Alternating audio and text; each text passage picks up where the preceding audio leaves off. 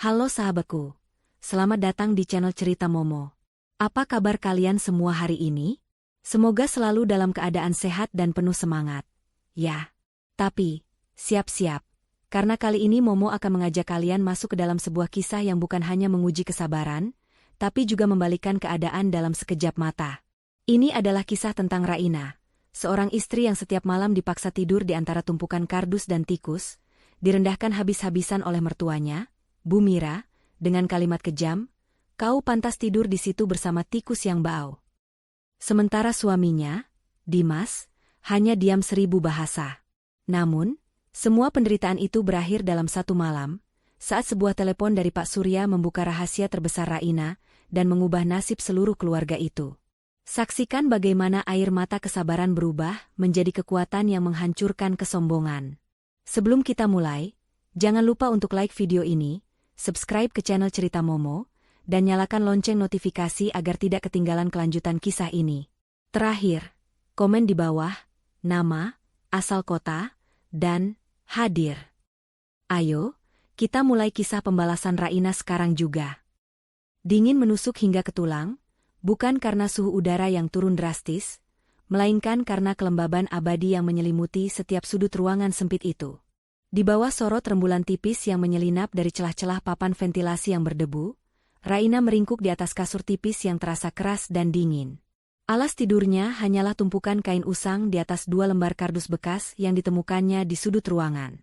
Gudang belakang rumah mewah keluarga suaminya, Dimas, telah menjadi penjara pribadinya, rumah barunya, dan tempat pengasingan yang disepakati oleh seluruh penghuni rumah itu. Setiap hembusan napasnya terasa berat, membawa serta aroma debu, apek, dan bau kotoran tikus yang menyengat. Inilah realitas hidupnya selama 6 bulan terakhir, sebuah penurunan derajat yang kejam dan sistematis. Awalnya, Raina hanya diminta tidur di kamar tamu kecil di lantai bawah, yang kemudian bergeser menjadi kamar asisten rumah tangga di sebelah dapur, dan puncaknya, perintah kejam dari Bu Mira, ibu mertuanya, yang telah menjebloskannya ke dalam gudang kumuh ini. Bu Mira, sosok wanita kaya yang angkuh dengan sorot mata yang selalu menyiratkan penghinaan, tidak pernah menyukai Raina sejak awal. Ia selalu menganggap Raina tidak selevel, tidak pantas mendampingi putranya yang dianggapnya berkasta tinggi. Semua aset yang Raina miliki dari kerja kerasnya sebelum menikah ia sembunyikan rapat-rapat, sebuah strategi yang ia yakini akan menyelamatkan kewarasannya, karena ia tahu, jika Bu Mira tahu sedikit saja tentang kekayaannya, wanita itu pasti akan berusaha menguasainya. Maka, Raina memilih menjadi menantu miskin dan bodoh yang rela diinjak-injak, sembari menunggu waktu yang tepat untuk melakukan pembalasan yang sempurna. Keheningan malam di gudang selalu dipecahkan oleh suara-suara yang menjijikkan. Gesekan-gesekan kecil di balik tumpukan perkakas tua, bunyi tikus yang berlarian di antara kakinya yang terbungkus selimut tipis, dan bisikan angin yang terasa seperti ejekan. Raina memejamkan mata erat-erat, mencoba membayangkan pemandangan lain. Laut biru yang pernah ia lihat, atau kantornya yang dulu megah. Ia harus berpegangan pada kenangan itu, karena jika tidak, ia yakin jiwanya akan hancur lebur ditelan keputusasaan. Kesabaran Raina telah diuji hingga ke titik nadir. Dipaksa menelan penghinaan setiap hari seolah itu adalah santapan wajib. Puncaknya, perlakuan Bu Mira hari ini telah melukai harga dirinya hingga ke inti. Tadi pagi, Hana, iparnya yang selalu mengikuti jejak keangkuhan ibunya, dengan sengaja membuang bantal Raina yang sudah lusuh ke dalam tong sampah, menuduhnya membawa kuman dan kotoran. Hana tertawa terbahak-bahak, sementara Dimas, suaminya, hanya berdiri di ambang pintu gudang, menggaruk tengkuknya yang tidak gatal, dan berbisik samar, mengatakan bahwa Raina harus lebih sabar. Kata-kata itu, sabar, telah menjadi lagu pengantar tidur yang paling dibenci Raina. Dimas selalu memilih kata-kata itu daripada berdiri tegak membelanya, memilih kenyamanan hidupnya sebagai putra kesayangan ibu daripada kehormatan istrinya. Pengkhianatan pasif Dimas jauh lebih menyakitkan daripada kekejaman terang-terangan yang dilakukan Bu Mira. Setidaknya Bu Mira jujur dalam kebenciannya. Raina selalu bertanya-tanya mengapa ia masih bertahan. Jawabannya selalu sama, ia belum selesai. Proyek rahasia yang ia jalankan melalui Pak Surya, pengacara kepercayaannya, belum mencapai finalisasi. Proyek yang akan menjamin bahwa ia tidak hanya bisa keluar dari neraka ini dengan kepala tegak, tetapi juga akan membuat keluarga suaminya merasakan kepedihan yang jauh lebih parah daripada yang pernah ia rasakan. Ia adalah seorang wanita dengan kecerdasan dan aset yang tidak terduga, yang kini sedang memainkan peran paling sulit dalam hidupnya. Peran sebagai menantu terbuang yang dianggap tidak berguna. Ia ingat ketika Dimas pertama kali mengenalkannya kepada Bu Mira. Bu Mira menatap Raina dari atas ke bawah, seolah Raina adalah sampah yang baru saja diinjaknya. Sejak hari itu, Bu Mira tidak pernah berhenti meracuni pikiran Dimas dengan cemoohan tentang latar belakang Raina, pakaiannya yang sederhana, dan pekerjaannya yang Bu Mira anggap remeh. Perlahan tapi pasti, racun itu bekerja.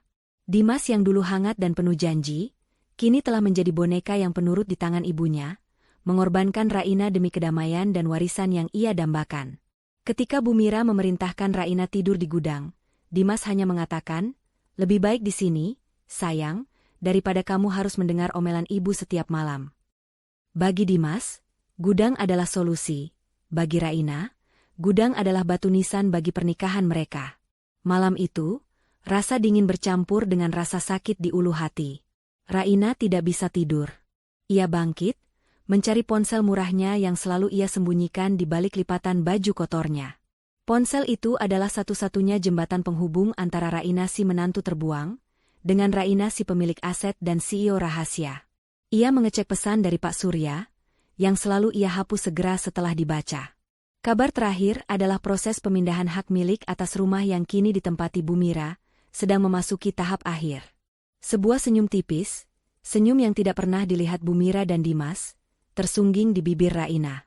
Rencana pembalasan ini telah ia persiapkan selama berbulan-bulan, sebuah ska ibu yang tak terhindarkan. Tiba-tiba, suara derit pintu gudang terbuka secara paksa membuat Raina terkejut. Cahaya lampu senter yang silau langsung menyorot wajahnya. Itu adalah Bu Mira, ditemani Hana, yang tampak puas melihat Raina meringkuk dalam kegelapan. Bu Mira baru saja selesai menghadiri arisan sosialita dan datang dengan dandanan lengkap, kontras sekali dengan keadaan gudang yang kumuh. Ia berjalan masuk, kakinya yang berbalut sepatu mahal menginjak debu dan tumpukan kardus yang sudah lembab. Hana berdiri di belakangnya, memegang secangkir teh panas yang aromanya menyebar ke seluruh gudang, seolah menyiksa Raina dengan kehangatan yang tidak bisa ia sentuh. Bu Mira berhenti tepat di depan Raina, menatapnya dengan pandangan jijik yang terbuka.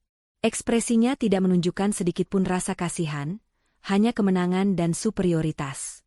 Ia mengangkat dagunya, membusungkan dadanya yang dihiasi perhiasan berkilauan, dan mulai melontarkan kata-kata kejamnya. Narasi Bu Mira berlangsung lama, berputar-putar tentang betapa tidak bergunanya Raina, betapa ia telah mencoreng nama baik keluarga, dan betapa beruntungnya Dimas jika bisa segera bercerai dari wanita rendahan seperti dia. Hana menambahkan ejekan dengan nada mengejek yang membuat perut Raina mual. Raina mendengarkan semuanya tanpa bereaksi. Ia telah belajar bahwa perlawanan verbal hanya akan memperpanjang penderitaan. Ia hanya menatap Bu Mira dengan tatapan kosong, tetapi di balik mata itu, bara api mulai membakar.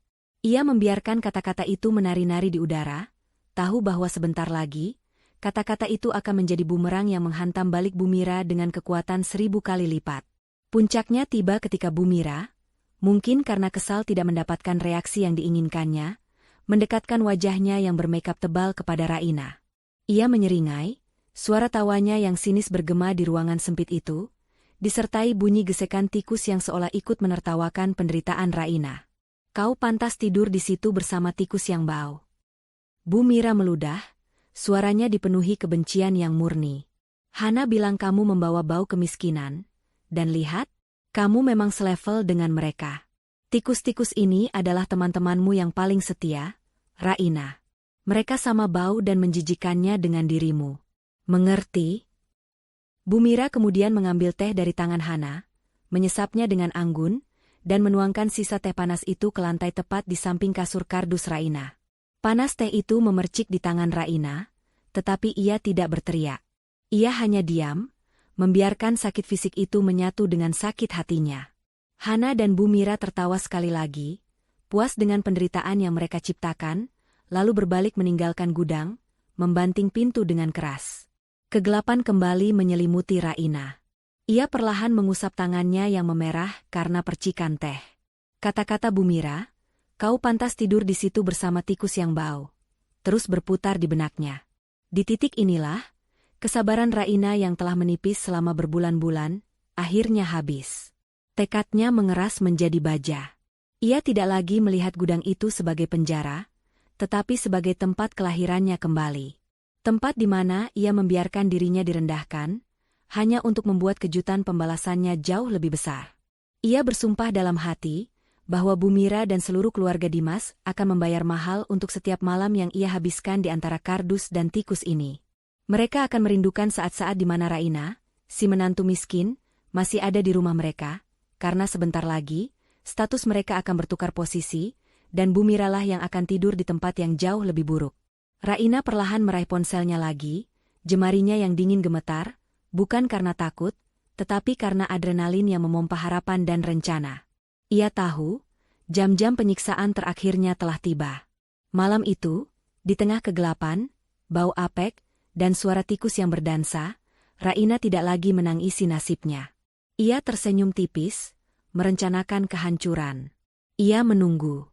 Ia tahu, telepon yang akan mengubah segalanya pasti akan datang. Kekuasaan dan kekayaan yang selama ini ia sembunyikan akan segera terungkap. Raina kembali meringkuk di atas tumpukan kardusnya. Meskipun Bu Mira dan Hana telah pergi, meninggalkan jejak keangkuhan dan bau teh yang menyengat di lantai gudang, energi buruk yang mereka tinggalkan masih terasa. Raina tidak bisa tidur. Bukan lagi karena dingin atau suara tikus, tetapi karena bisikan janji yang ia buat pada dirinya sendiri. Malam ini adalah malam terakhirnya di dalam neraka yang lembab ini. Setelah kata-kata keji Bu Mira tadi, tidak ada lagi ruang untuk keraguan atau pengampunan. Ia telah mencapai batas akhir dari sandiwara kesabaran yang ia mainkan. Jam dinding kumuh di dapur, yang suaranya terdengar samar sampai ke gudang, menunjukkan pukul 3 dini hari. Jam-jam yang biasanya terasa paling sepi dan paling menyiksa bagi Raina. Namun, malam ini berbeda. Ia merasakan ketegangan yang menyenangkan, antisipasi yang berdebar di dadanya. Ia tahu, momen yang ia tunggu-tunggu, sinyal yang akan mengakhiri penderitaannya, sebentar lagi akan tiba. Ia meraih ponselnya yang tersembunyi, menghidupkan layar yang retak, hanya untuk memastikan jaringan selulernya tidak hilang di sudut terpencil rumah ini. Tepat ketika jarum jam di dapur berpindah dan udara terasa semakin berat, ponsel di tangan Raina bergetar. Getaran itu sangat halus, nyaris tak terdengar, tetapi cukup untuk membuat seluruh tubuh Raina menegang. Nama Pak Surya, yang disamarkan hanya sebagai tukang servis AC, di layar ponselnya yang murah, muncul. Ini dia. Telepon yang akan mengubah segalanya. Ini bukan lagi panggilan biasa, ini adalah panggilan finalisasi. Raina segera bangkit, berjalan tanpa suara ke sudut paling dalam gudang, di mana tumpukan karung goni bekas memberikan sedikit isolasi akustik. Ia mengangkat panggilan itu, suaranya berbisik parau, kontras dengan gemuruh tekad di hatinya. Ya, Pak Surya. Di seberang sana, suara Pak Surya terdengar profesional dan lega. Pak Surya bukan sembarang pengacara. Ia adalah penasihat hukum senior yang selama bertahun-tahun dipercaya Raina untuk mengelola dan mengembangkan aset-aset propertinya secara rahasia. Hanya Pak Surya dan sahabatnya, Lia, yang mengetahui identitas Raina yang sebenarnya sebagai seorang investor properti yang sangat sukses dan pemilik sah dari berbagai properti, termasuk rumah mewah yang kini ditempati keluarga Dimas. Nyonya Raina, akhirnya selesai, bisik Pak Surya, ada nada kemenangan yang tersembunyi dalam suaranya. Setelah semua penundaan dan prosedur hukum, proses pengalihan hak milik yang terakhir sudah terdaftar sempurna atas nama Anda. Semua aset properti Anda yang saya kelola, termasuk yang paling penting, rumah di Jalan Melati ini, sudah dijamin legalitasnya di tangan Anda. Bahkan mereka tidak akan bisa membantahnya di pengadilan manapun. Mendengar kata-kata itu, air mata Raina menetes. Air mata yang bukan berasal dari kesedihan, melainkan dari kelegaan dan keadilan yang akhirnya datang. Selama 6 bulan ini, ia harus mendengarkan Bu Mira memamerkan rumah itu seolah itu adalah hasil kerja kerasnya, tanpa tahu bahwa yang ia pamerkan adalah penderitaan Raina yang terwujud dalam bentuk beton dan marmer. Bagus sekali, Pak, balas Raina, suaranya semakin mengeras meskipun tetap berbisik. Anda sudah mendapatkan surat keputusan dan perintah eksekusi resmi yang saya minta. Tentu, Nyonya. Saya sudah siapkan semuanya. Bahkan, Saya sudah menyiapkan notifikasi resmi penarikan fasilitas yang akan menghentikan semua kartu kredit dan akses dana darurat yang selama ini Anda berikan kepada Tuan Dimas secara diam-diam. Dan ya, surat perintah pengosongan rumah juga sudah siap dilayangkan besok pagi. Saya hanya butuh persetujuan final Anda atas klausul-klausul yang tertulis. Raina menarik napas dalam-dalam. Di pikirannya, terlintas lagi wajah sinis Bumira dan kebisuan Dimas. Ia membayangkan bau tikus dan kelembaban yang menempel di tubuhnya. Tidak ada lagi keraguan. Tidak perlu menunda lagi, Pak Surya, kata Raina dengan nada yang dingin, sebuah nada yang hanya digunakan oleh Raina si pebisnis, bukan Raina si menantu terbuang. Lakukan semua yang sudah kita rencanakan. Kirimkan surat peringatan pengosongan rumah itu besok pagi. Gunakan jasa pengiriman resmi dengan tanda terima bermaterai, agar mereka tidak bisa mengelak. Pak Surya terdiam sejenak, mungkin merasakan perubahan drastis dalam tekad Raina. Baik, Nyonya. Tapi, bagaimana dengan Tuan Dimas? Anda tidak ingin memberikan kesempatan terakhir secara pribadi. Raina tersenyum pahit di tengah kegelapan. Dimas sudah memilih 6 bulan lalu, Pak Surya. Dia memilih untuk diam dan melihat istrinya tidur bersama tikus, demi kenyamanan dan warisan ibunya. Kesempatannya sudah habis. Saya tidak ingin bernegosiasi lagi. Bilang saja ke dia untuk membayar semua hutang. Oh, maaf, itu cerita lain. Saya hanya ingin satu hal, lakukan sekarang, Pak. Sudah waktunya mereka tahu siapa tikus yang sebenarnya. Saya ingin dia dan Bumira menerima akibat langsung dari semua perbuatan mereka. Dipahami, Nyonya. Saya akan menggerakkan tim saya pagi-pagi sekali. Saya harap Anda kuat melalui hari-hari ke depan. Ini akan menjadi sangat dramatis. Dramatis adalah hal yang mereka ciptakan, Pak Surya, jawab Raina tegas. Saya hanya akan memberikan kepada mereka apa yang sudah mereka tabur. Terima kasih. Saya akan menunggu kabar selanjutnya. Panggilan terputus. Raina tetap berdiri di sudut gelap itu. Jantungnya berdebar keras, namun pikirannya terasa sangat jernih. Beban yang selama ini menimpanya terangkat seketika. Ia tidak lagi melihat kardus-kardus itu sebagai simbol kemiskinan dan keterasingan, tetapi sebagai panggung terakhirnya. Ia adalah seorang pejuang yang bersembunyi, menunggu saat yang tepat untuk menunjukkan kekuatannya. Malam ini, ia telah menerima izin untuk melepaskan topengnya. Ia kembali ke kasur kardusnya, tetapi kali ini ia tidak meringkuk. Ia berbaring telentang, menatap langit-langit gudang yang gelap, membayangkan matahari terbit esok hari yang akan membawa kehancuran bagi Bumira. Ia membayangkan wajah Bumira yang angkuh itu, memucat saat menerima surat resmi dari Pak Surya. Ia membayangkan Dimas yang panik, menyadari bahwa ia telah menukar istri yang setia dan sukses dengan restu ibu yang palsu dan sesaat. Raina ingat saat ia pertama kali membeli rumah itu, sebelum Dimas melamarnya. Ia ingin memberikannya sebagai kejutan setelah menikah. Namun, ketika melihat bagaimana Bumira dan Hana mengklaim rumah itu seolah itu adalah milik mereka seumur hidup, ia memutuskan untuk menyimpannya sebagai kartu as. Ia melihat bagaimana Bumira merombak interior, membeli perabotan mahal, dan menghambur-hamburkan uang, semua atas dasar asumsi bahwa Dimas adalah pewaris tunggal dan rumah itu akan menjadi tempat tinggal permanennya. Betapa ironisnya, semua kemewahan yang mereka nikmati itu adalah properti milik wanita yang mereka paksa tidur di samping tumpukan sampah. Rasa dingin di gudang kini tidak lagi membuatnya gemetar. Ia diselimuti oleh aura tekad yang membakar. Ia memikirkan Lia, sahabatnya yang setia, satu-satunya orang yang tahu bahwa semua drama kemiskinannya ini adalah sebuah penyamaran yang direncanakan.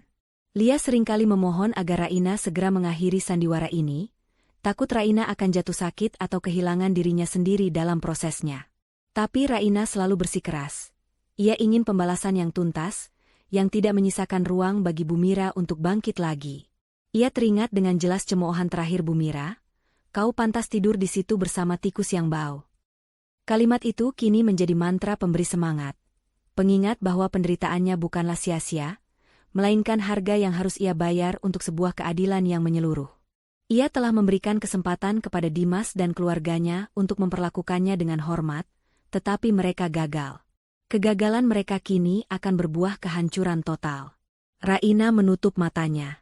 Ia tidak tidur, tetapi ia beristirahat dengan damai. Untuk pertama kalinya dalam 6 bulan, ia merasa benar-benar damai. Ia membayangkan tirai panggung gudang ini terbuka di pagi hari, dan ia akan melangkah keluar bukan lagi sebagai menantu yang lemah, melainkan sebagai pemilik sah yang datang untuk mengambil kembali miliknya. Ia tidak akan meminta. Ia akan memerintah. Dan mereka semua akan mematuhinya. Raina menunggu matahari terbit. Ia menunggu suara-suara panik yang akan segera menggantikan suara tikus di pagi hari. Ia sudah siap. Drama yang sebenarnya baru akan dimulai. Fajar menyingsing dengan lambat, sinarnya yang keemasan mencoba menembus celah-celah gudang, tetapi hanya berhasil menciptakan garis-garis debu yang menari di udara yang lembab. Pagi itu, Raina bangun dengan perasaan yang benar-benar berbeda. Tidak ada lagi rasa berat di dada, tidak ada lagi keputusasaan yang membelenggu. Ia merasa ringan, seolah-olah ia baru saja melepaskan sebuah jubah kotor dan bersiap mengenakan baju besi kehormatan. Malam telah berlalu, membawa serta akhir dari masa pengasingannya. Telepon dari Pak Surya adalah deklarasi perang yang telah lama ia tunggu. Raina perlahan bangkit dari kasur kardusnya. Ia membersihkan dirinya seadanya di kamar ibu pembantu yang sudah lama kosong di sebelah gudang, mencoba menghilangkan bau apek yang menempel. Ia mengenakan pakaian yang sama, kemeja lusuh dan rok panjang yang sudah pudar warnanya, pakaian yang selalu menjadi bahan ejekan Bu Mira dan Hana. Ia sengaja mempertahankan penampilan ini. Ini adalah seragam penyamarannya, dan ia ingin mengenakannya untuk terakhir kalinya, sebagai penghormatan ironis terhadap peran yang telah ia mainkan dengan sempurna. Ketika Raina melangkah keluar dari gudang menuju dapur, udara pagi terasa segar, dan suara bising aktivitas rumah tangga mulai terdengar. Di rumah itu, pagi selalu identik dengan teriakan perintah Bu Mira kepada asisten rumah tangga dan bunyi dentingan sendok Hana yang sedang menyiapkan sarapan khusus untuk dirinya sendiri. Raina bergerak dengan tenang. Setiap langkahnya terasa berbobot. Ia tidak lagi menunduk. Saat ia memasuki dapur, Bu Mira sudah duduk di meja makan marmer, memegang cangkir teh porselennya, mengawasi asisten rumah tangga yang sedang sibuk menyiapkan sarapan untuk Dimas yang akan segera berangkat ke kantor. Hana sedang asyik dengan ponselnya di sofa ruang keluarga, tetapi matanya tetap waspada, siap mencari kesalahan Raina. Bu Mira segera menyadari kehadiran Raina. Matanya yang tajam langsung mengunci. Ekspresinya yang biasa, angkuh dan penuh penghinaan, langsung muncul. "Oh, lihat siapa yang sudah bangun. Si, Ratu Kardus," sindir Bu Mira, suaranya terdengar dingin dan meremehkan. "Cepat bersihkan gudang itu. Sampah di sana sudah menumpuk lagi. Kau tahu, bau tikus itu mulai merambat ke dapur. Jangan sampai para tamu arisanku nanti mencium bau menantu yang kau bawa itu." Reaksi Raina sungguh di luar dugaan. Biasanya, ia akan menunduk, mengangguk patuh, dan segera bergerak ke gudang, menelan pahitnya penghinaan itu. Tetapi pagi ini, Raina hanya berdiri tegak di ambang dapur. Matanya yang gelap menatap lurus ke arah Bu Mira, tanpa rasa takut sedikitpun. Senyum tipis, misterius, dan hampir menyeramkan, tersungging di bibirnya. Senyum yang belum pernah Bu Mira lihat selama ini. "Maaf, Bu," jawab Raina, suaranya tenang dan jelas, tidak ada getaran sedikitpun. Sebuah kejelasan yang membuat Bu Mira mengernyitkan dahi. "Hari ini saya punya urusan yang jauh lebih penting daripada gudang Anda. Anda bisa meminta ibu pembantu untuk membersihkannya." Hening. Ucapan Raina menggantung di udara, menciptakan keheningan yang tegang dan mematikan. Bu Mira, yang terbiasa mendapatkan kepatuhan buta, terkejut. Ia meletakkan cangkir tehnya dengan bunyi keras. Hana segera mengangkat wajahnya dari ponsel, matanya membelalak tak percaya. Ini bukan Raina yang mereka kenal. Raina yang mereka kenal akan gemetar dan segera minta maaf. "Apa kau bilang?" tanya Bu Mira, nada suaranya naik 1 oktav, menunjukkan kemarahannya yang mulai memuncak. "Kau mulai membangkang, dasar wanita tak tahu diri. Setelah numpang tidur dan makan di rumah kami, sekarang kau berani menolak perintahku? Apakah tidur di gudang membuat otakmu ikut dimakan tikus?" "Hah?" Raina tidak gentar. Senyum misteriusnya semakin lebar, dan ia mengambil langkah pelan menuju meja makan, seolah ingin menekankan setiap kata yang akan ia ucapkan. "Saya hanya menyampaikan fakta, Bu," ujar Raina, suaranya tetap terkontrol. Saya punya janji penting pagi ini yang tidak bisa ditunda. Sebuah janji yang akan menentukan banyak hal. Dan soal numpang, tidur saya rasa kita akan membahasnya nanti. Sekarang, saya akan sarapan. Saya lapar. Raina kemudian mengambil roti dari keranjang, mengabaikan tatapan Bu Mira yang penuh api. Ia duduk di salah satu kursi yang biasanya kosong karena Raina tidak pernah diizinkan sarapan bersama mereka, dan mulai makan dengan tenang. Aksinya ini adalah penolakan yang frontal, sebuah deklarasi pemberontakan tanpa kata-kata kasar. Bu Mira terperangah. Ia menatap Hana, mencari dukungan, tetapi Hana sendiri tampak bingung dan sedikit takut. Mereka berdua tidak bisa mengerti perubahan mendadris pada Raina. Kebisuan yang lama dipecahkan oleh suara Dimas yang baru saja turun dari lantai atas, sudah berpakaian rapi untuk bekerja. Dimas, yang terbiasa dengan drama pagi hari, segera merasakan aura aneh di ruang makan. Ia melihat Raina duduk di meja makan dengan santai, dan ibunya, Bu Mira, tampak marah besar dengan mata menyala. "Ada apa ini, Ibu? Raina? Kenapa kamu ada di sini?" tanya Dimas, bingung. Ia menatap Raina dengan tatapan menegur, tetapi Dimas juga merasakan sesuatu yang berbeda dari aura istrinya. Ada ketegasan yang tak terbantahkan. Bu Mira segera mengambil kesempatan, menunjuk Raina dengan jari yang berhiaskan cincin berlian. "Lihat anakmu ini, Dimas." Dia membangkang. Dia menolak membersihkan gudang dan berani duduk di meja makan ini, seolah dia adalah tuan rumah. "Suruh dia keluar dari sini sekarang juga." Dimas menoleh ke Raina, mencoba bersikap dominan seperti yang ia tahu ibunya inginkan. "Raina, apa-apaan ini? Cepat minta maaf pada ibu dan kembali ke tempatmu. Jangan membuat drama." Raina perlahan mengunyah rotinya, menelan, dan kemudian menatap suaminya, Dimas. Tatapan Raina kali ini dipenuhi kekecewaan yang mendalam. Tatapan yang menyeratkan bahwa ia telah menghapus Dimas dari hatinya. "Tempat saya?" tanya Raina dengan nada retoris yang menusuk. "Saya tidak membuat drama, Dimas. Saya hanya bertindak. Dan soal tempat, Anda akan segera tahu di mana tempat saya yang sebenarnya, dan di mana tempat Anda, Ibu, dan Hana." Sebelum Dimas sempat membalas, Raina berdiri. Ia mengambil kunci mobil di laci dapur, kunci mobil yang sebenarnya adalah milik mobil butut Dimas, tetapi Raina ambil tanpa izin, dan berjalan menuju pintu utama. "Mau kemana kau?" teriak Bu Mira, bangkit dari kursinya. "Kau tidak punya uang. Kau tidak diizinkan keluar. Dimas, hentikan istrimu." Raina berhenti di ambang pintu. Ia menoleh ke belakang, memberikan senyum terakhirnya, senyum perpisahan yang dingin dan penuh perhitungan. "Saya pergi untuk urusan bisnis yang sangat penting, Bu," jawab Raina, suaranya kini terdengar seperti seorang CEO, bukan seorang menantu terbuang. "Saya akan kembali sore hari. Dan ketika saya kembali, saya jamin, tidak ada lagi tikus yang akan berani mengganggu saya." Raina kemudian melangkah keluar, menutup pintu dengan pelan tetapi pasti, meninggalkan Bu Mira, Hana, dan Dimas dalam kebingungan yang total. Mereka bertiga terdiam, saling pandang. Mereka tidak bisa mencerna apa yang baru saja terjadi. Tingkah Raina benar-benar di luar skenario yang mereka ciptakan. Mereka hanya melihat menantu miskin itu pergi, tanpa tahu bahwa ia baru saja pergi untuk menandatangani surat perintah eksekusi yang akan menghancurkan seluruh kehidupan mereka.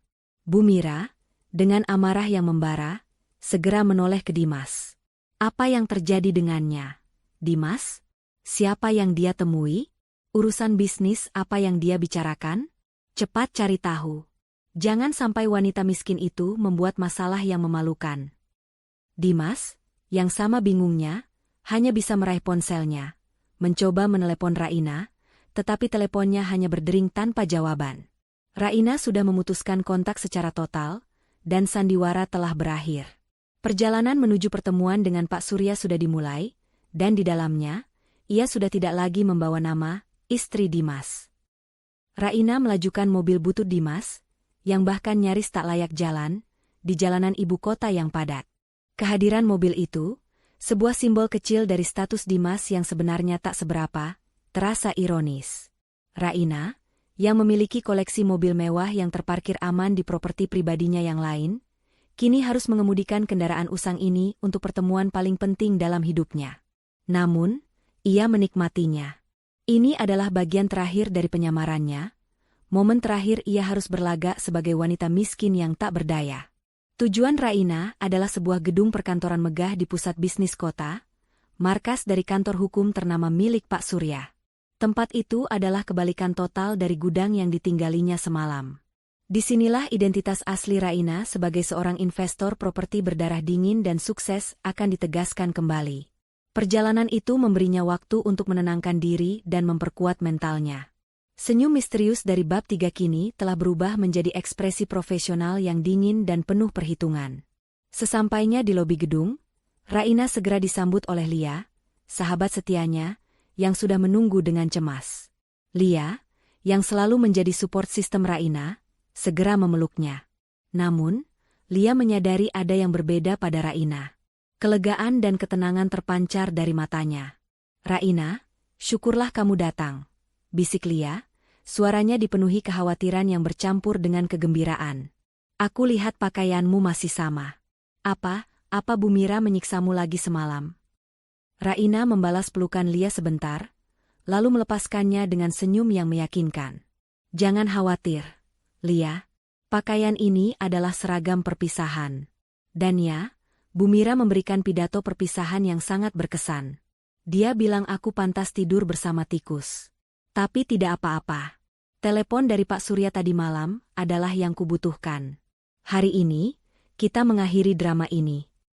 Lia, yang mengetahui detail rencana Raina, mengangguk, matanya berkaca-kaca. Ia tahu betapa menderitanya Raina selama ini, dan ia bangga melihat temannya akhirnya bangkit. "Semua sudah siap. Pak Surya menunggumu.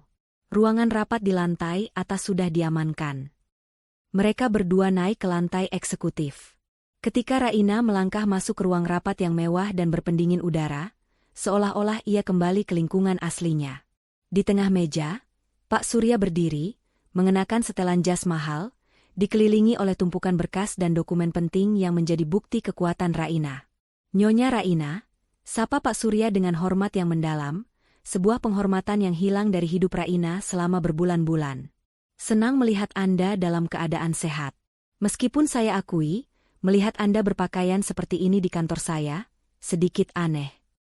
Raina tertawa kecil, suara tawa yang sudah lama tidak ia dengar dari dirinya sendiri. "Ini adalah penyamaran terakhir, Pak Surya. Saya ingin mengakhiri semua ini dengan statement yang jelas. Sekarang, mari kita bahas. Saya ingin semua prosedur penarikan fasilitas dan pengosongan rumah berjalan lancar dan tak terbantahkan." Pak Surya segera menggeser tumpukan berkas ke depan Raina. Ia menjelaskan dengan rinci, dokumen demi dokumen, yang semuanya telah disiapkan dengan cermat untuk memastikan Bu Mira, Dimas, dan Hana tidak memiliki celah hukum untuk melawan. Dokumen pertama, jelas Pak Surya, menunjuk sebuah amplop tebal, adalah surat keputusan akhir hak milik. Properti di Jalan Melati, tempat Bu Mira dan Dimas tinggal, secara hukum sepenuhnya dan sah adalah milik Anda. Sudah tercatat di Badan Pertanahan sejak semalam, Nyonya. Mereka tidak bisa membantahnya. Kami bahkan sudah menyiapkan bukti pembayaran penuh oleh perusahaan Anda, jauh sebelum Anda menikah dengan Tuan Dimas. Bukti ini menghilangkan segala argumen mengenai harta Gonogini. Raina mengangguk. "Sempurna. Saya membeli rumah itu sebagai investasi rahasia, dan mereka mengklaimnya sebagai harta keluarga." Ironi yang menyakitkan. Dokumen kedua, lanjut Pak Surya, menyerahkan lembaran lain, adalah surat peringatan pengosongan resmi, SP1. Batas waktu kami berikan 24 jam setelah surat diterima. Jika mereka tidak mematuhinya, besok pagi kita akan segera melayangkan gugatan perdata dan perintah pengusiran dengan pendampingan petugas. Surat ini akan dikirim oleh kurir khusus dengan tanda tangan bermaterai, dan kami sudah menyiapkan tim drone untuk merekam proses penyerahan, sebagai bukti. Mata Raina bersinar. 24 jam. Itu lebih dari cukup untuk membuat mereka panik total. Lalu, Pak Surya menyajikan dokumen yang paling Raina tunggu. Dan yang terakhir, surat penarikan fasilitas dan pembekuan rekening. Ini adalah detail penarikan semua fasilitas yang selama ini Anda berikan kepada Tuan Dimas secara rahasia. Mulai dari pembekuan akses ke rekening bersama yang diam-diam Anda isi, pembatalan kartu kredit sekunder Dimas yang Anda biayai, hingga pengalihan hak asuransi kesehatan premium mereka ke nama Anda sepenuhnya. Semua dana akan dialihkan ke rekening perusahaan Anda per jam ini. Raina mengambil pulpen, sebuah pulpen emas berukiran namanya, yang selama ini ia sembunyikan. Pulpen yang kontras dengan penampilan luarnya. Ia menandatangani semua dokumen, satu persatu, dengan ketenangan dan ketegasan. Setiap goresan pulpen terasa seperti palu keadilan yang menghantam nasib keluarga Dimas. "Pak Surya," kata Raina setelah selesai, menatap langsung ke mata pengacaranya. "Saya ingin Anda mengirimkan satu dokumen tambahan. Salinan dari surat penarikan fasilitas, yang menunjukkan dengan jelas berapa banyak uang yang selama ini saya pinjamkan kepada Dimas untuk menutupi gaya hidupnya. Kirimkan itu ke Bu Mira. Saya ingin mereka tahu betapa miskin dan tidak bergunanya saya sampai-sampai saya harus membiayai anak kesayangan mereka." Pak Surya tersenyum tipis. "Sebuah langkah psikologis yang brilian, Nyonya. Saya akan segera menyiapkan dan mengirimkannya bersamaan dengan surat peringatan pengosongan." Setelah semua dokumen ditandatangani, Pak Surya segera memerintahkan timnya untuk meluncurkan rencana. Kurir dan tim perekam segera dikerahkan ke alamat rumah Bu Mira. Raina dan Lia menyaksikan semua itu melalui siaran langsung di layar ruang rapat, sebuah langkah yang tidak pernah terpikirkan oleh Bu Mira. Raina kemudian menghabiskan beberapa jam dengan Lia, berbincang dan tertawa, sebuah kemewahan yang sudah lama tidak ia rasakan. Lia membawakan Raina pakaian baru, gaun sederhana namun elegan yang sangat cocok dengan sosok Raina yang sebenarnya. Ketika Raina keluar dari kamar kecil, berganti pakaian, ia melihat pantulan dirinya di cermin. Bukan lagi Ratu Kardus yang lusuh, melainkan seorang wanita yang memancarkan kekuatan, kecerdasan, dan kekuasaan. "Ini adalah Raina yang sebenarnya. Kamu terlihat seperti dirimu lagi," kata Lia, matanya berkaca-kaca karena bangga. "Selamat datang kembali." "Terima kasih, Lia," jawab Raina, memeluk sahabatnya erat-erat. "Kardus-kardus itu telah mendidikku. Sekarang, mari kita saksikan keajaiban yang akan terjadi sore ini. Saya harus kembali ke sana. Saya ingin berada di rumah itu ketika mereka menerima surat itu. Saya ingin melihat ekspresi wajah mereka dengan mata kepala sendiri." Ketika Raina kembali mengemudikan mobil di sore harinya, ia tidak lagi menganggap mobil itu butut. Mobil itu adalah alat perangnya, kereta kudanya menuju medan perang terakhir. Ia membawa di tangannya sebuah tas tangan elegan yang berisi dokumen resmi yang telah ditandatangani, dan yang terpenting, ia membawa kembali dirinya yang sesungguhnya. Ia tidak sabar menunggu drama panik yang akan terjadi di rumah itu, begitu mereka membaca isi surat peringatan pengosongan dan menyadari siapa yang sebenarnya berkuasa di antara mereka.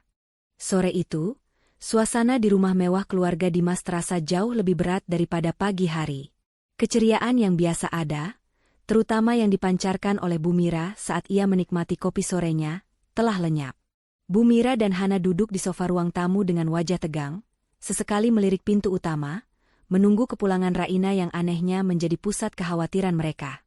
Dimas, yang kembali dari kantor lebih awal karena terusik oleh tingkah aneh Raina, mondar-mandir di ruang keluarga, sesekali mencoba menelepon Raina yang ponselnya mati total. Mereka bertiga tidak bisa melupakan ketenangan Raina di pagi hari, senyum misteriusnya, dan kalimat perpisahan yang samar-samar penuh ancaman, "Saya akan kembali sore hari. Dan ketika saya kembali, saya jamin, tidak ada lagi tikus yang akan berani mengganggu saya." Bu Mira berusaha menenangkan dirinya dengan berpikir bahwa Raina hanya menggertak. Seorang wanita miskin yang tidak punya apa-apa tidak mungkin bisa melakukan hal besar. Tepat pukul 4 sore, di tengah keheningan yang menyesakan, suara klakson mobil di depan gerbang terdengar. Itu bukan suara mobil Dimas, melainkan suara mobil sedan hitam mewah yang asing. Bu Mira segera berdiri, wajahnya penuh tanda tanya. "Siapa itu? Tamu Dimas?" Dimas bergegas ke jendela. Ia melihat dua orang pria berjas rapi turun dari mobil. Salah satunya membawa sebuah map besar dan sebuah kamera drone kecil yang ia aktifkan begitu melewati gerbang. Pria kedua adalah seorang kurir yang tampak resmi, memegang map amplop besar dengan logo kantor hukum yang sangat ia kenal, kantor hukum Pak Surya. Kepanikan kecil mulai menjalar. Kantor hukum sekelas Pak Surya tidak akan mengirim kurir dengan pengamanan dan perekaman drone, hanya untuk hal sepele. Pintu dibuka oleh ibu pembantu, dan kedua pria itu masuk. Kurir itu langsung mendekati Bu Mira, karena Dimas berdiri sedikit di belakang. "Maaf, Bu. Kami dari kantor hukum Jaya. Kami membawa 3 buah dokumen resmi yang harus ditandatangani oleh Bapak Dimas atau Ibu Mira sebagai perwakilan penghuni. Mohon tanda tangan di atas materai ini, dan mohon Bapak bersedia menjadi saksi penerimaan," ujar kurir itu dengan suara tegas dan formal. Bu Mira, dengan keangkuhan yang tersisa, segera mengambil pulpen dan menandatangani lembar tanda terima. "Tentu saja. Tapi apa ini? Surat penagihan utang lagi? Bilang pada bank Anda, kami akan bayar bulan depan." Kurir itu hanya tersenyum tipis. Sebuah senyum yang sama misteriusnya dengan senyum Raina di pagi hari. Setelah mendapatkan tanda tangan dan mengaktifkan kamera kecil di jasnya untuk merekam wajah Bu Mira dan Dimas saat itu juga, ia menyerahkan 3 amplop tebal. Begitu pintu tertutup dan kedua pria itu pergi, Bu Mira, Hana, dan Dimas berkumpul di meja ruang tamu, mata mereka terpaku pada amplop-amplop tersebut. "Ini pasti cuma gertakan," kata Hana, tetapi nadanya terdengar ragu. "Buka, Dimas. Cepat buka," perintah Bu Mira. Dimas membuka amplop pertama, yang berjudul Surat Peringatan Pengosongan Resmi, SP1. Begitu ia membaca baris pertama, "Berdasarkan akta hak milik nomor XXXXX, kami mewakili klien kami, Nyonya Raina, selaku pemilik sah tunggal atas properti ini," wajah Dimas langsung memucat, darah seolah ditarik dari wajahnya. "Apa-apa ini?" Dimas membaca lebih cepat, matanya membesar ketakutan. "Raina, pemilik sah? Tidak mungkin. Rumah ini milik ibu, milik keluarga kita." Bu Mira segera merebut surat itu dan membacanya. Ekspresinya berubah dari kaget menjadi kemarahan yang membara, dan kemudian menjadi ketakutan yang dingin. Di bagian bawah surat itu tertulis jelas, batas waktu pengosongan, 24 jam sejak surat ini diterima. "Ini palsu. Ini pasti ulah si wanita gila itu.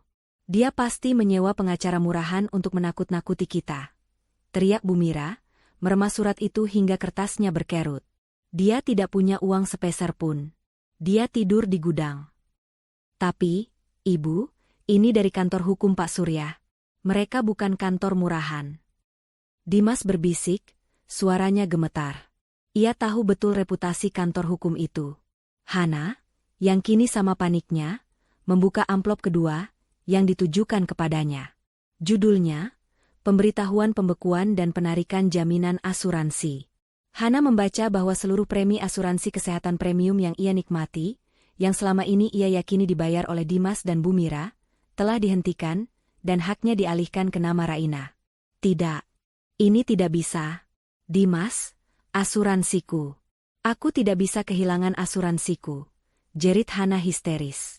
Ia tidak percaya bahwa wanita yang selama ini mereka rendahkan ternyata adalah penyedia jaminan kesehatan terbaiknya. Dimas segera membuka amplop ketiga, yang ditujukan khusus kepadanya. Amplop ini berisi salinan surat penarikan fasilitas dan pembekuan rekening. Saat ia membaca detailnya, Dimas merasa dunia di sekitarnya runtuh. Semua akses ke dana darurat yang selama ini ia gunakan, kartu kredit sekunder yang selalu ia pakai untuk menutupi gaya hidupnya, dan bahkan pembekuan rekening bersama yang secara ajaib selalu terisi, semuanya ditarik. Yang paling menghantamnya adalah lampiran yang mencantumkan jumlah uang yang telah Raina gelontorkan untuknya selama pernikahan mereka, yang secara formal dicatat sebagai utang tanpa bunga yang dapat ditagih sewaktu-waktu. Dimas terhuyung. Jumlahnya mencapai miliaran. Ia selalu berpikir Dimas adalah penyumbang utama keuangan rumah tangga, sementara Raina adalah beban. Kini, ia menyadari, selama ini ia hidup dari belas kasihan dan dompet rahasia Raina. Miliaran? Dimas bergumam, matanya kosong. Aku punya utang miliaran pada Raina? Selama ini dia yang membiayaiku?" Bu Mira, yang melihat kepanikan di mata Dimas, merebut surat itu. Ia membaca nominal uang yang tertera, dan napasnya tercekat. Wajahnya yang make-up tebal seketika tampak pucat pasi. Angkuhnya langsung runtuh. Tidak. Ini bohong. Dimas, kau pasti salah lihat. Bu Mira menggeleng kuat-kuat. Bagaimana mungkin wanita yang tidur di gudang bisa memiliki uang sebanyak ini? Bagaimana mungkin dia menjadi pemilik rumah ini? Tiba-tiba, pintu depan terbuka. Di ambang pintu, berdirilah Raina. Tidak lagi mengenakan kemeja lusuh, ia berdiri dalam balutan gaun elegan, rambutnya tertata rapi, memancarkan aura seorang CEO. Ia melangkah masuk, membiarkan pintu tertutup di belakangnya, menatap ketiga wajah yang kini dipenuhi kepanikan, ketakutan, dan penyesalan. Ia melihat surat-surat yang berserakan di meja, dan senyum dingin muncul di wajahnya. Kalian tidak salah lihat, Bu Mira, kata Raina, suaranya tenang, memotong keheningan. Dan tidak ada yang palsu di sini. Semua legal, semua atas nama saya. Termasuk rumah ini. Saya sudah kembali, dan seperti yang saya janjikan, tidak akan ada lagi tikus yang mengganggu. Karena sayalah yang akan membersihkan tikus-tikus itu dari properti ini. Kehadiran Raina di ruang tamu itu seperti sambaran petir. Penampilan barunya, aura kekuasaan yang terpancar, dan ketenangan suaranya menciptakan kontras yang menusuk dengan kekacauan emosi yang dirasakan oleh Bu Mira, Dimas, dan Hana.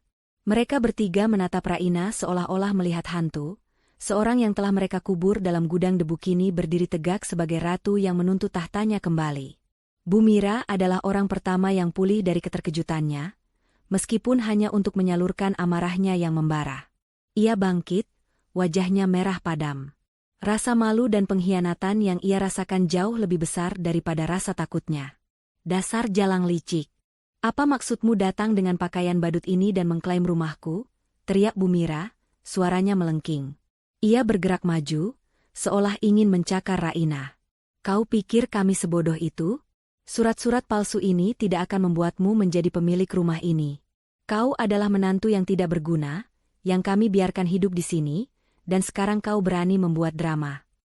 Raina tidak gentar. Ia bahkan tidak bergerak mundur 1 inci pun. Ia membiarkan Bu Mira mendekat, hanya untuk menatapnya tepat di mata dengan tatapan dingin yang membuat Bu Mira ragu-ragu di langkah terakhirnya. Berhentilah, Bu Mira, ujar Raina, suaranya tenang, tetapi memiliki otoritas yang tak terbantahkan. Saya tidak membuat drama. Drama sudah kalian ciptakan sendiri selama 6 bulan terakhir. Dan saya tidak mengklaim, saya hanya menegaskan status. Properti ini adalah milik saya, dibeli jauh sebelum saya mengenal Dimas. Dan surat-surat yang Anda sebut palsu itu, adalah salinan resmi yang sah dari kantor hukum Pak Surya. Jika Anda tidak percaya, Anda punya 24 jam untuk menghubungi pengacara Anda, meskipun saya jamin, mereka akan mengonfirmasi hal yang sama. Dimas, yang selama ini terdiam, akhirnya angkat bicara. Suaranya terdengar pecah dan putus asa. Ia meraih tangan Raina, mencoba memohon belas kasihan. Raina, sayang, jangan begini. Kita bisa bicarakan ini. Kenapa kamu menyembunyikan semua ini? Aku suamimu. Kita bisa mengurus semua ini bersama, demi keluarga kita. Raina menarik tangannya dari genggaman Dimas, sebuah penolakan fisik yang menyakitkan. Ia menatap suaminya, yang kini tampak kecil dan menyedihkan. Keluarga? Raina mengulang kata itu dengan nada pahit. Keluarga mana yang memaksa istrinya tidur di gudang bersama tikus? Dimas? Keluarga mana yang membiarkan kepala keluarganya sendiri hidup dalam utang dan kebohongan, sementara istrinya yang harus menutupi semua biaya? Ketika Bu Mira mengatakan aku pantas tidur bersama tikus, kamu diam.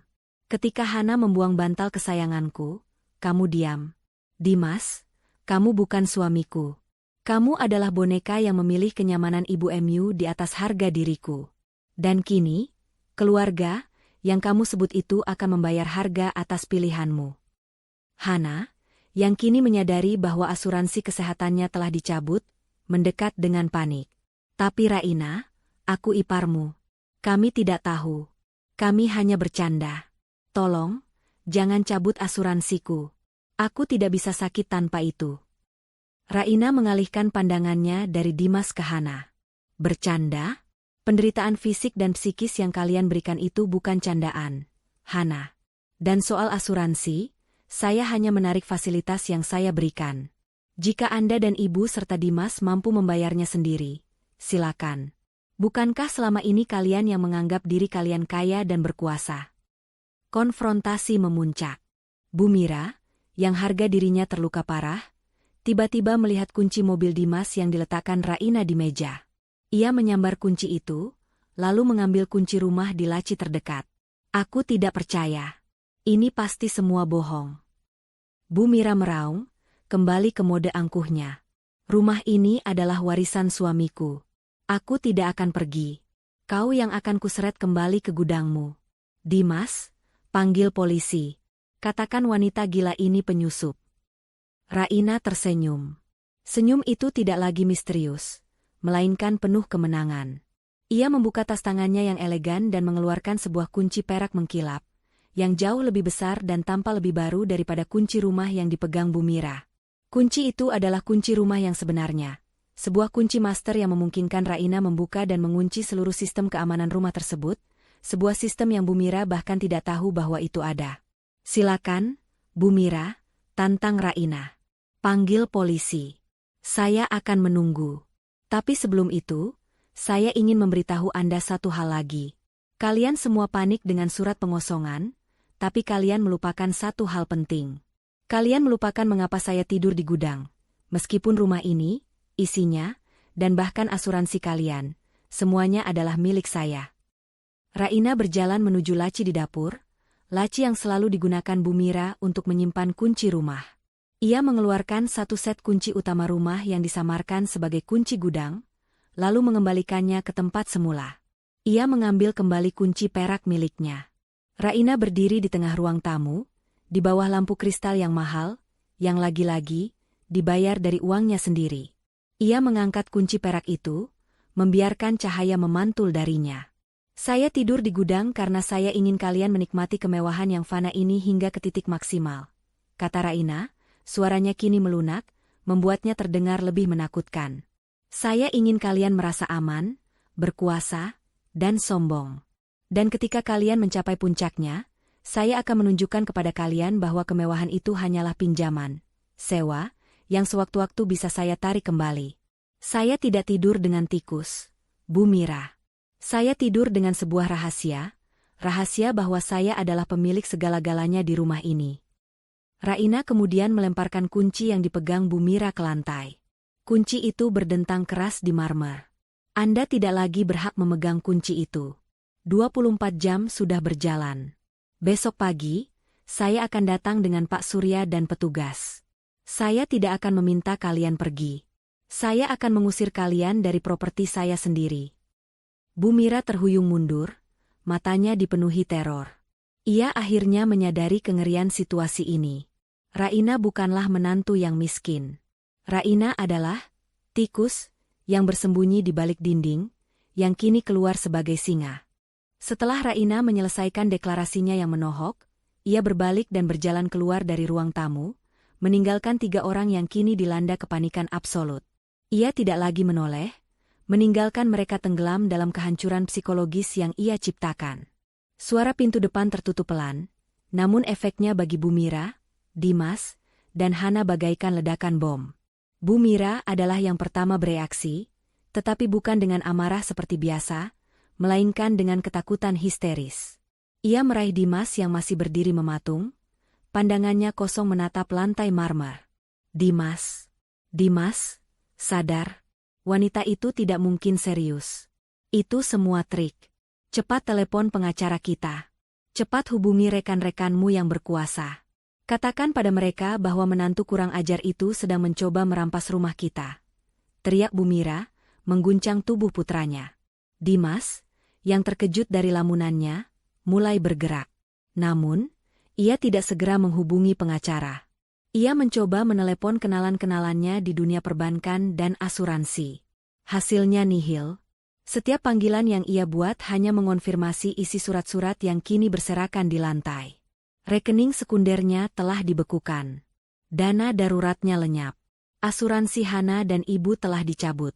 Semua yang selama ini ia yakini sebagai jaminan kehidupannya ternyata hanyalah ilusi yang didanai oleh wanita yang ia biarkan tidur di gudang. Mereka semua membenarkan. Ibu, bisik Dimas, suaranya tercekat. Kartu-kartuku, semuanya ditolak. Bahkan pinjaman bank yang kita ajukan beberapa waktu lalu untuk menutupi kerugian perusahaan, semua ditangguhkan. Raina pasti mendahului kita. Hana, yang kini sedang menangisi nasib asuransi kesehatannya, menyela dengan suara parau. Dimas, kenapa kamu tidak telepon pengacara ibu saja? Bu Sinta pasti bisa membantu. Aku sudah coba. Dimas membentak frustrasi. Tapi pengacara Bu Sinta sedang sibuk, dan mereka bilang, masalah kepemilikan aset dengan kantor hukum Pak Surya adalah masalah besar. Mereka butuh waktu untuk menyelidiki. Kepanikan berganti menjadi kekacauan. Bu Mira mulai berjalan mondar-mandir di ruang tamu, air matanya mulai membasahi pipi yang ia rias tebal. Ia tidak menangisi uang, tetapi ia menangisi hilangnya kekuasaan, hilangnya kehormatan, dan prospek mengerikan bahwa ia mungkin benar-benar akan diusir dari rumah yang selama ini ia klaim sebagai miliknya. Ia tidak bisa membayangkan wajah-wajah sosialita di arisannya jika kabar ini menyebar. Bagaimana mungkin? Bagaimana mungkin wanita miskin itu punya uang sebanyak itu untuk membeli rumah ini? Dimas, kau harus jujur. Apa yang disembunyikan istrimu dariku? Kau pasti tahu sesuatu, tuntut Bu Mira. Dimas, yang hatinya hancur berkeping-keping karena pengkhianatan pasifnya sendiri, akhirnya mengakui kebenaran yang selama ini ia tolak. Aku tidak tahu, Ibu. Aku selalu meremehkannya. Aku selalu percaya omonganmu bahwa dia wanita miskin tanpa latar belakang. Dia bahkan tidak pernah punya kartu kredit di dompetnya. Tapi dia memang selalu berkata dia bekerja sebagai freelancer properti. Hana tiba-tiba teringat sesuatu. Aku ingat. Lia, sahabatnya itu. Bukankah dia selalu datang dengan mobil mewah? Dan pernah ada kiriman bunga raksasa ke rumah ini, tetapi atas nama perusahaan. Mungkin Lia yang memberinya modal. Tiba-tiba, mata Bu Mira menyala. Ada sedikit harapan yang muncul dari ide itu. Lia. Tentu. Itu pasti ulah sahabatnya. Wanita itu pasti meminjam uang dari temannya yang kaya. Dimas, cepat. Hubungi Lia. Rayu dia. Katakan padanya bahwa Raina telah memeras kita. Kita harus membuat Lia berbalik melawannya. Dimas segera mencari kontak Lia. Setelah beberapa kali mencoba, Lia akhirnya mengangkat telepon, tetapi suaranya terdengar dingin dan formal, seolah sudah tahu tujuan panggilan Dimas. Ada apa, Dimas? Tanya Lia. Lia, kumohon, tolong aku. Raina sedang gila. Dia mengirim surat palsu untuk mengusir kami dari rumah ini. Dia bilang rumah ini miliknya. Dia pasti meminjam uang darimu. Kan? Kumohon, katakan pada Raina untuk menghentikan kegilaan ini. Aku janji akan memperlakukannya lebih baik. Pinta Dimas, suaranya memelas. Lia tertawa, tawa yang tidak menunjukkan sedikitpun rasa kasihan. Berhenti bersandiwara, Dimas. Aku tahu semua rencana Raina dari awal. Dan aku hanya akan memberitahumu satu hal. Raina tidak pernah meminjam sepeser pun dariku. Dia tidak butuh uang dariku. Dia membeli rumah itu cash, sebelum kalian menikah, sebagai aset perusahaan miliknya. Kau tahu betapa suksesnya dia sebagai investor properti? Jauh lebih sukses daripada seluruh aset keluargamu, Dimas. Kata-kata Lia menghantam Dimas seperti palu godam. Perusahaan. Investor properti. Cash. Dimas menjauhkan ponsel dari telinganya. Wajahnya tampak seperti orang yang baru saja melihat hantu di siang bolong. Apa kata dia? Dimas? Apa kata si jalang itu? Desak Bu Mira. Dimas hanya bisa bergumam. Dia tidak meminjam. Dia pemilik perusahaan. Dia membelinya cash. Bu Mira menjerit putus asa. Ia tahu, jika Lia, sahabat terdekat Raina, mengatakan itu, berarti surat-surat dari Pak Surya itu 100% asli. Tembok pertahanan mereka runtuh total. Melihat ibu dan Dimas tenggelam dalam keputusasaan, Hana teringat Gudang. Ia tiba-tiba mendapat ide konyol. Dimas, kalau rumah ini milik Raina, kita harus pastikan dia tidak punya bukti lain. Gudang. Bukankah dia selalu menyembunyikan sesuatu di gudang? Cepat ke sana. Bakar saja semuanya. Siapa tahu ada dokumen asli yang disembunyikan di sana. Usul Hana, matanya liar. Bu Mira segera setuju, terlepas dari akal sehatnya. Benar? Cepat, Dimas. Bakar semua kardus-kardus bau itu. Jangan sampai dia punya bukti lain. Dimas, yang sudah kehilangan akal sehatnya, segera berlari menuju gudang. Ia membuka pintu dengan paksa. Di dalamnya, gudang itu kosong, hanya menyisakan bau apek.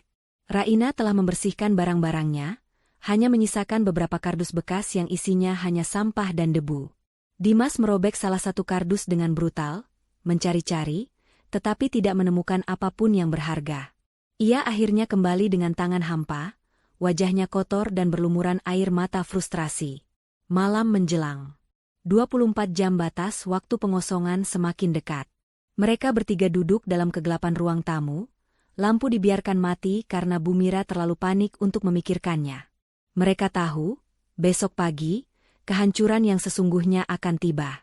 Dan kali ini, Raina tidak akan memaafkan.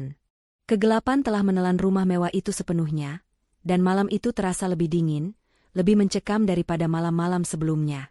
Jam menunjukkan pukul 10 malam. Hanya tersisa beberapa jam sebelum batas waktu pengosongan rumah berakhir. Di ruang tamu yang remang-remang, yang kini terasa seperti sel isolasi, Bu Mira, Dimas, dan Hana duduk dalam keheningan yang berat, diselingi isak tangis Hana yang putus asa. Mereka belum makan malam. Rasa lapar telah digantikan oleh rasa mual yang akut akibat ketakutan dan penyesalan. Mereka telah mencoba menghubungi semua kerabat dan kenalan yang mereka miliki, tetapi tidak ada yang berani membantu setelah mendengar nama kantor hukum Pak Surya dan kabar burung tentang gugatan besar-besaran yang dilayangkan oleh seorang investor properti misterius, yang ternyata adalah Raina. Reputasi Bu Mira sebagai sosialita kaya dan berkuasa kini ambruk, berganti menjadi gosip memalukan tentang kebangkrutan mendadak dan pengusiran. Bu Mira duduk di sofa tunggalnya, tatapannya kosong ke arah jendela. Ia masih tidak bisa menerima fakta bahwa wanita yang ia paksa tidur di antara kardus dan tikus adalah pemilik sah dari rumah ini, termasuk sofa yang sedang ia duduki. Setiap sudut rumah kini terasa asing, seolah dinding-dinding itu sendiri sedang mengejek dan menghakimi kesombongannya. Ini tidak adil, bisik Bu Mira, suaranya serak. Aku sudah berkorban begitu banyak untuk Dimas. Aku sudah memastikan dia mendapatkan yang terbaik. Dan sekarang, dia memilih wanita licik itu untuk menghancurkan kita semua. Dimas yang duduk di sampingnya, bangkit dan berjalan menjauh. Ia tidak lagi peduli dengan ratapan ibunya. Malam itu, ia tidak hanya kehilangan harta, tetapi ia kehilangan istri yang tulus dan kehormatan dirinya. Ia kembali ke gudang, tempat penyiksaan Raina, untuk yang terakhir kalinya. Ia menyalakan senter ponselnya. Gudang itu kini benar-benar kosong. Tidak ada lagi kardus usang, tidak ada selimut tipis, hanya lantai beton yang dingin dan lembab. Di sudut tempat Raina biasanya meringkuk, Dimas melihat bekas noda air, yang ia yakini adalah tumpahan teh panas yang dicurahkan Bu Mira di malam sebelumnya. Pemandangan itu menusuk hatinya seperti pisau. Dimas teringat janji-janji pernikahannya, teringat kehangatan dan senyum tulus Raina sebelum pernikahan mereka. Ia telah menukar kebahagiaan sejati dengan restu ibu yang penuh syarat dan harta palsu. Ia membayangkan Raina di malam-malam dingin itu, sendirian, ketakutan, sementara dirinya sendiri tidur nyenyak di kamar utama yang hangat. Penyesalan yang menghantui kini terasa nyata, memuakan, dan tak terhindarkan. Ia kembali ke ruang tengah, matanya berkaca-kaca. Bukan Raina yang menghancurkan kita, Ibu, kata Dimas, suaranya penuh rasa bersalah. Kita yang menghancurkan diri kita sendiri. Kita terlalu sombong. Kita meremehkan dia. Kita membuat dia tidur bersama tikus. Dan sekarang, karma itu datang kembali kepada kita. Jangan bicara omong kosong, Dimas, bentak Bu Mira, meskipun nadanya kini lebih lemah. Kau harus memohon. Datangi dia. Kau suaminya, kau berhak. Kita bisa memberikan uang tebusan padanya. Uang tebusan apa? Ibu? Dimas tertawa pahit. Uang yang kita punya sudah ditarik Raina. Bahkan mobil yang aku pakai tadi sore adalah mobil yang dulu dia belikan untukku, yang sudah ditarik kembali. Kita tidak punya apa-apa lagi. Kita hanya punya utang padanya. Mendengar pengakuan itu, Hana mulai menangis lebih keras, meratapi hilangnya masa depan mewahnya. Hana mencoba menghubungi semua teman sosialitanya untuk meminjam uang atau meminta tumpangan, tetapi semua menolak, takut terseret dalam skandal keluarga Dimas. Bu Mira, dalam puncak keputusaasaannya, akhirnya bangkit dan berjalan ke kamar utama. Ia mulai mengemasi barang-barang berharganya, perhiasan, dan pakaian-pakaian mahal, mencoba mempertahankan sisa-sisa martabatnya. Dimas dan Hana hanya melihatnya tanpa membantu. Mereka tahu, sebanyak apapun barang yang dibawa, mereka akan tetap kehilangan rumah, kehormatan, dan identitas mereka. Menjelang tengah malam, Dimas tiba-tiba merasa harus melakukan satu hal terakhir. Ia tahu itu tidak akan mengubah apapun, tetapi ia harus melakukannya demi hatinya sendiri. Ia berjalan keluar, berdiri di gerbang depan, di tempat yang sama persis di mana kurir dari Pak Surya berdiri sore tadi. Ia menatap ke arah jalanan, berharap melihat mobil Raina kembali. Setelah menunggu lama di tengah dinginnya malam, ia melihat sebuah mobil sedan hitam berhenti di kejauhan. Pak Surya keluar dari mobil. Ia mendekati Dimas dengan langkah formal. "Tuan Dimas," sapa Pak Surya, tanpa basa-basi. "Saya datang sebagai perwakilan Nyonya Raina. Saya hanya ingin memastikan bahwa Anda dan keluarga sudah mengemasi barang-barang Anda. Batas waktu pengosongan akan segera berakhir, dan kami akan datang dengan petugas kepolisian serta tim keamanan untuk melakukan eksekusi pagi hari." Dimas tidak marah. Ia justru merasa lega karena ia tahu ini bukan mimpi. Ia menatap Pak Surya, matanya memancarkan kepedihan. "Pak Surya," Dimas memulai, suaranya parau. Bisakah saya berbicara dengan Raina? Kumohon, walau hanya 2 menit. Saya hanya ingin minta maaf.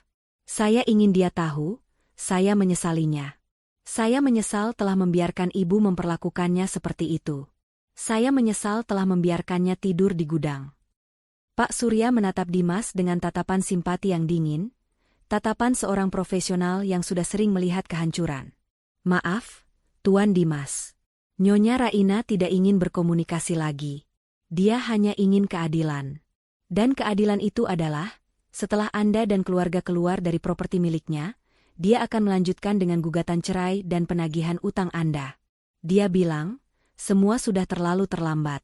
Pilihlah barang-barang yang paling penting. Kami tidak akan menunggu lebih lama lagi." Pak Surya kemudian berbalik, kembali ke mobilnya, meninggalkan Dimas sendirian di tengah malam yang dingin.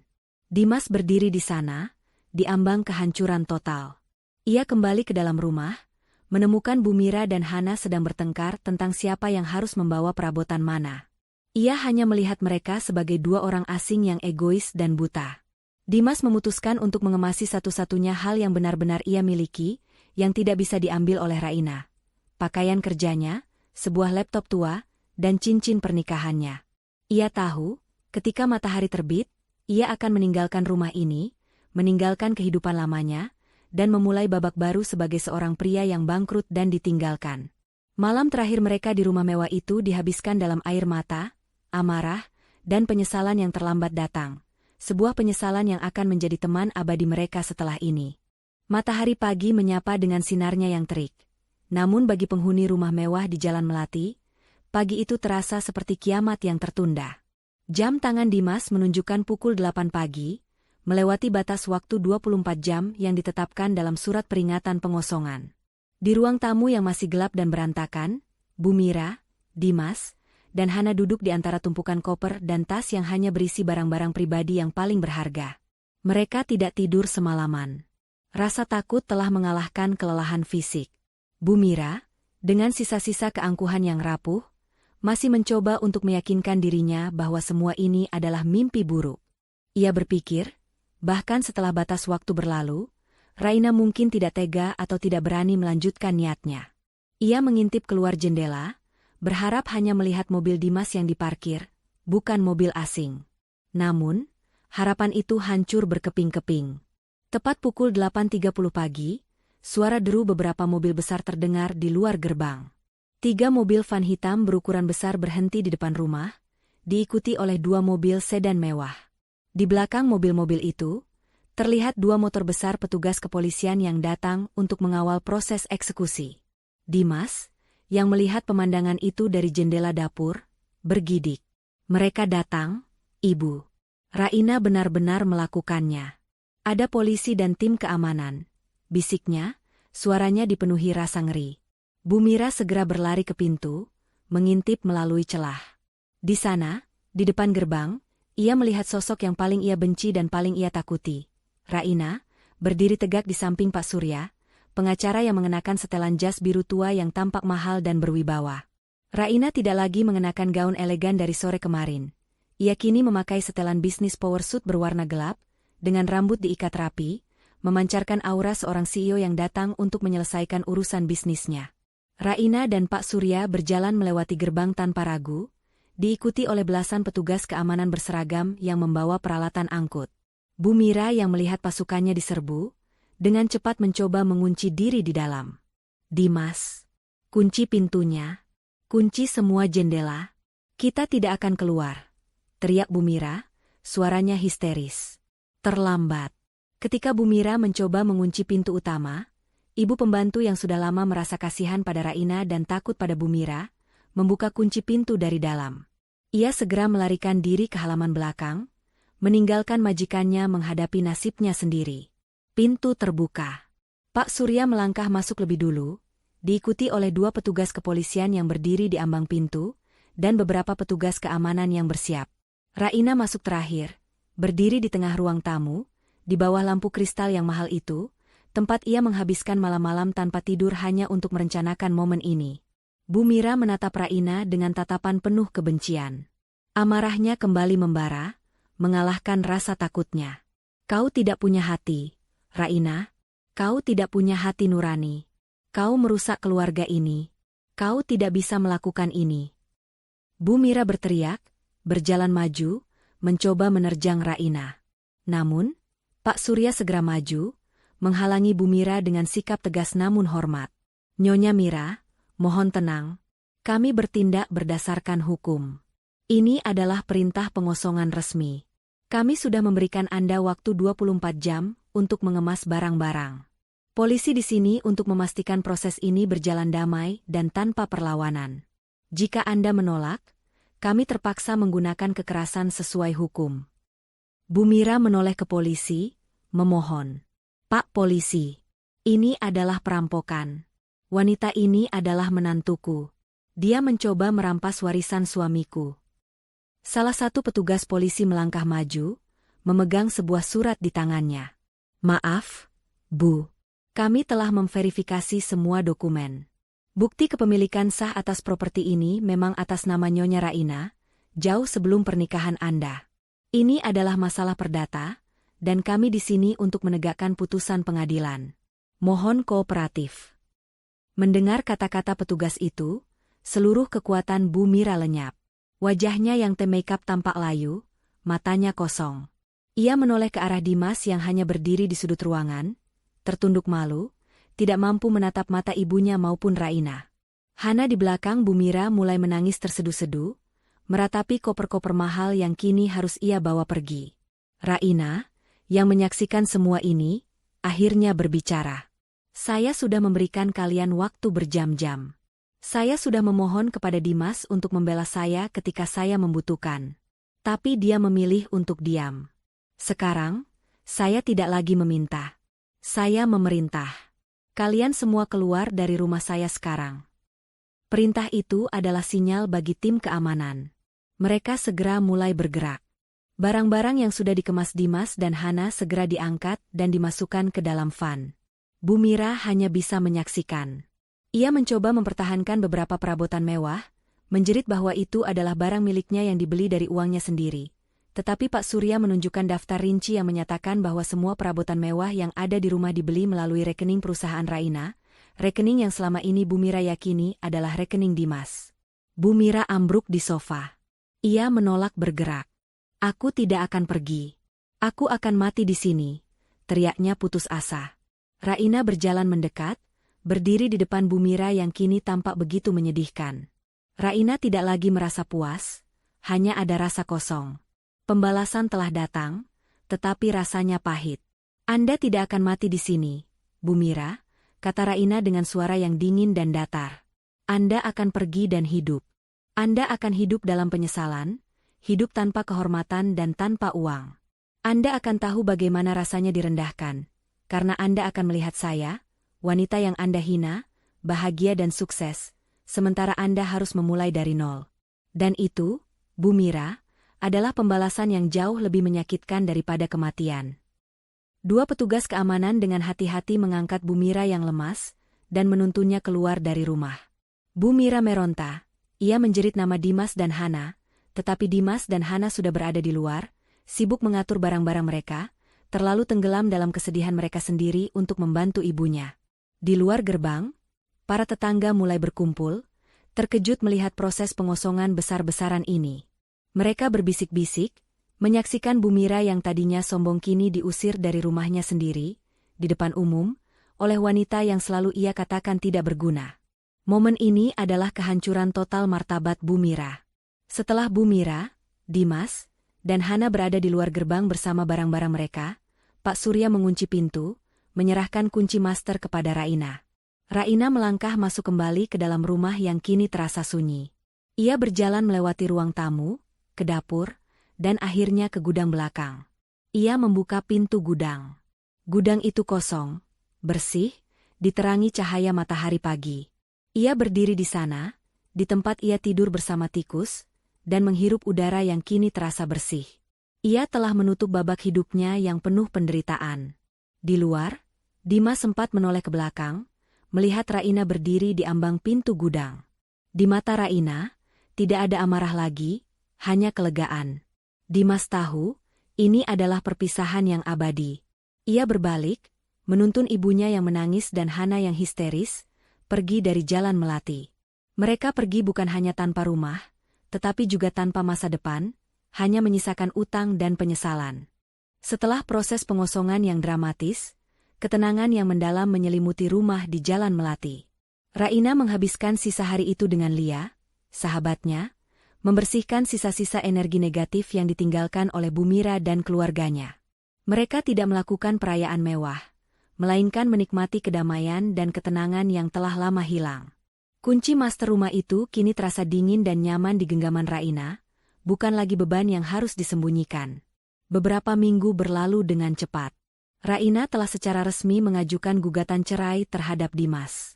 Prosesnya berjalan lancar dan cepat, didukung oleh bukti penelantaran emosional dan psikologis yang kuat, serta fakta bahwa semua aset yang Dimas anggap sebagai harta gonogini ternyata adalah properti tunggal Raina. Dimas tidak melawan. Ia terlalu malu dan patah semangat untuk membela diri di pengadilan. Ia menerima perceraian itu sebagai hukuman yang pantas ia dapatkan. Raina, setelah bercerai, tidak kembali menjadi sosok yang dingin. Ia kembali menjadi dirinya yang sesungguhnya, seorang investor properti yang cerdas dan seorang wanita yang hangat. Ia merombak total gudang belakang, mengubahnya menjadi studio kerjanya yang elegan dan penuh cahaya, sebuah ironi yang ia nikmati. Ia juga mulai lebih terbuka kepada dunia luar tentang kesuksesannya. Media bisnis mencatat namanya sebagai Ratu Properti Misterius, yang tiba-tiba muncul di permukaan, mengelola proyek-proyek besar yang sebelumnya ditangani oleh perusahaannya secara anonim. Di sisi lain kota, kehidupan Dimas, Bu Mira, dan Hana telah berubah drastis, sebuah cerminan karma yang pahit. Tanpa uang, tanpa aset, dan dibebani utang besar kepada Raina, mereka terpaksa pindah ke kontrakan kecil di pinggiran kota. Kontrakan itu sangat sempit, kotor, dan lembab.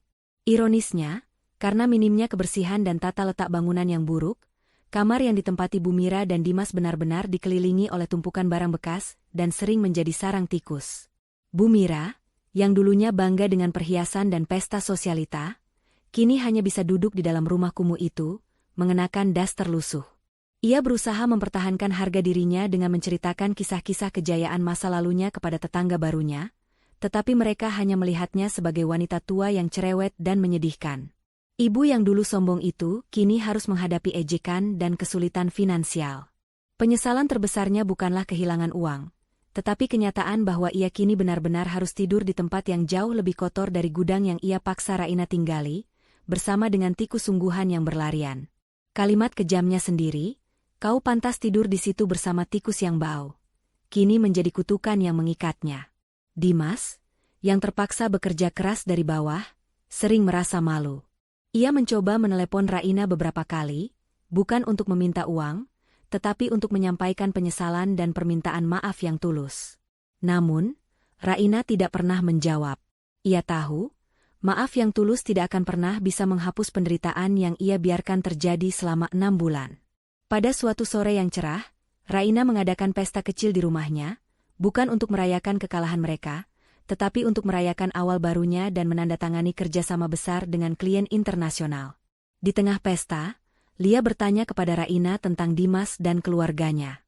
"Aku tidak pernah membalas panggilannya, Lia," kata Raina, menyesap anggur dengan tenang. "Pembalasan terbaik bukanlah dengan berteriak atau memukul. Pembalasan terbaik adalah hidup bahagia dan sukses di depan mata mereka. Biarkan penyesalan mereka sendiri yang menghukum mereka." Lia tersenyum bangga. "Kamu benar, Rai. Kamu telah menemukan kedamaianmu. Kamu tidak lagi Ratu Kardus. Kamu adalah Ratu Properti." Raina tersenyum kembali. Ia telah belajar bahwa kehormatan dan harga diri tidak terletak pada nama keluarga atau rumah mewah, tetapi pada kekuatan batin dan integritas diri. Ia telah melepaskan masa lalu yang menyakitkan dan siap melangkah maju. Ia menjadi inspirasi bagi banyak wanita yang pernah direndahkan. Ia membuktikan bahwa seorang wanita yang sabar, cerdas, dan teguh, meskipun dipaksa tidur di antara sampah, pada akhirnya akan bangkit dan menjadi pemilik takdirnya sendiri. Sementara Raina, di rumahnya yang megah dan penuh cahaya, menikmati kebahagiaan dan mahkota yang ia raih dengan tangannya sendiri, Dimas, Bumira, dan Hana masih berjuang di tempat tinggal mereka yang kumuh. Mereka tidak lagi saling menyalahkan, tetapi hidup dalam kebisuan yang penuh penyesalan. Mereka akhirnya menyadari bahwa wanita yang mereka anggap rendah adalah satu-satunya sumber kemewahan dan kenyamanan dalam hidup mereka. Malam itu, Bumira terbangun oleh suara tikus di dekat kakinya. Ia menjerit, menangis histeris, menyadari bahwa ia telah kehilangan segalanya. Kesabaran bukanlah kelemahan, melainkan strategi. Jangan pernah meremehkan seseorang berdasarkan penampilan luar atau status yang diberikan. Kebencian dan kesombongan pada akhirnya akan menjadi karma yang membawa Anda kembali ke tempat paling rendah, sementara integritas akan membawa Anda pada mahkota yang sesungguhnya.